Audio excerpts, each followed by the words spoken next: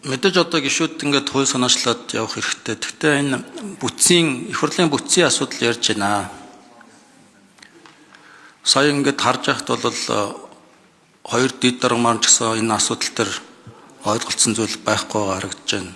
Бүлэгтээ манай намын бүлэгтээ намын даргатай ярилцсан ээлжсэн ийм зүйл байдгүй. Энэ ч одоо их хурлын бүтцийн асуудал ярьж байна. Нэлээ хоорондоо зөвшөлдөж ярьж ээж сайжруулах бол илүү үр дүнтэй юм шүү. Заавал ч одоо саналын тоогоор ч юм уу ингээд санал хураалтаар шийдэх хаас илүү. Тэгвэл их үр дүнтэй болмоор юм шиг санагдах юм. Энэ тал дээр Бат Эрдэнэ гишүүн ярьсан зүйл байдгүй манайхантай. Бусад намуудтайгаа ойлголцоод яасан юм байдгүй. За энэ дээр би хариулчих тийм үү. Одоо би доошо буйд хөрөөдөж дарга тэгээд юу байдах вэ? Өдөртөө бид асуултандаас хууль санагчдад хариулаад явъя нэмээд.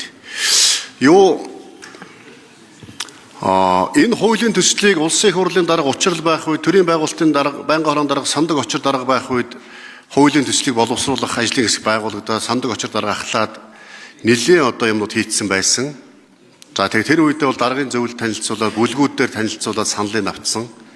Дараад нь даргын зөвлөл дээр энэ хуулийн төслүүдийг их хурлын тухай хуулиуд, их хурлын тухай хууль, их хурлын хяналт шалгалтын тухай хууль, улсын их хурлын чуулганы хурлын дэгийн тухай 3 хуулийг даргын зөвлөл дээр 2-3 удаа хэлэлцээд саналуудаа нэгтгэхэд ингээд энэ ажлууд хуулиуд мөн өргөн баригдсан гэдгийг бас нэмж мэдээлэл өгье.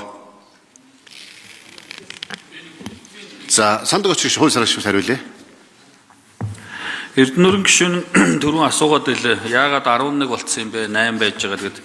Яг бид нар ажлын хэсэг дээр яриад байнгын ороодын тоог бол ер нь бол засгийн газар болоод улсын их хурлын хоорондын уялдаа холбоог хангах үүднээс энэ байнгын ороодыг бас засгийн газрын бүтцтэйгээ бас ойртуулж засгийн газар яамдын бүтцийг харгалзаж байгаад их хурлынхаа байнгын ороодыг бас харьяалуулж байгаа. Тухайлбал одоо хэрэгжиж байгаа нь хүний хөгжил, нийгмийн бодлогын байнгын хороо гэдэг асар том байнгын хороогоо. За боловсрол, соёл, шинжлэх ухаан, спорт, эрүүл мэнд, хөдөлмөр, халамж гэдэг. Тийм учраас ийм том байнгын хороог 2 хуваагаад эрүүл мэнд, нийгмийн бодлогын байнгын хороогийн тусад нь хөдөлмөр нийгмийн хамгааллын яамных нь харьяанд нь өгөөд за боловсрол, шинжлэх ухааныхын байнгын хороог боловсролынхаа яамдаа өгөөд ингээ явах нь бол зохимжтой юм байна. За нэмж хариулъя.